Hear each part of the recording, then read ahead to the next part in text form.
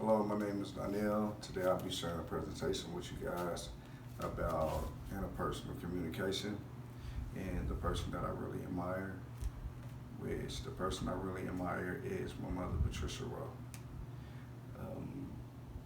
In the presentation, I will be sharing some of her interpersonal communication qualities, which is empathy, critical listening, nonverbal and verbal communication, as well as navigating and effectively resolving conflict. The title of the presentation is Deeper Than Words. Um, my mother was an effective communicator. By the use of empathy and critical listening, she was able to navigate and effectively resolve conflict. My mother had 5 children, and she was able to use interpersonal communication to connect with each one individually on a personal basis. Empathy, by definition, is the ability to share and understand one's feelings. That's one thing that she did well. For example, when I was 16, she asked me, what did I want to be when I grew up? I told her that I would like to become a man. At the age of 17, I became a teenage dad. When I became a teenage dad, she shared my triumphs and she took on my struggles. That was just her way of showing empathy in a way that she understood my journey. But even with empathy being a communication skill, that it takes listening and understanding.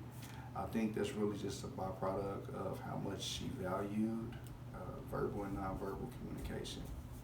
In interpersonal communication, it's important to understand the subtext and what's not being said just as much as it is to comprehend the words that's been exchanged in an interaction, primarily whenever you're trying to read into a situation.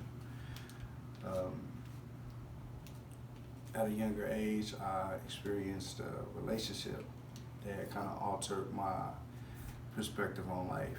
And when I went through that relationship, one thing she did is she knew how to encode a message really well. So she played a song by an artist by the name of CeeLo Green that says, and I quote, "You're riding around town with the girl I love," and I'm like, forget you and forget her too. If I was richer, I would still be with you. Ain't that some stuff? End quote.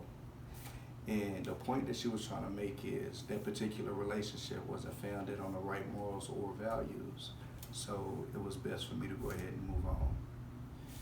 Just knowing how to communicate messages using songs and different things like that was just one way of her being able to read and connect and to really encode a message to where she knew it would be able to be decoded. Another thing she did well is she knew how to apply subliminals. Like when she would say things like, "Oh, my mouth is dry," or "I really need to put some on my stomach." She would say things because she knew that she would get a reaction, the reaction that she desired. That was one thing that was really important when it came down to navigating and being able to resolve conflict. Is she knew how to really read body language, and she would always make sure to look at the person that she was communicating with and really be able to read that person's body language.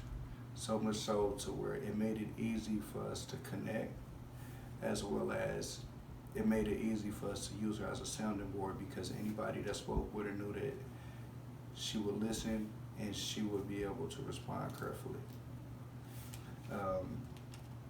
In conclusion, my mother had the ability to really use verbal and nonverbal communication to connect with whoever it was that she was speaking with, make it safe to connect, and really present herself as a great communicator using in a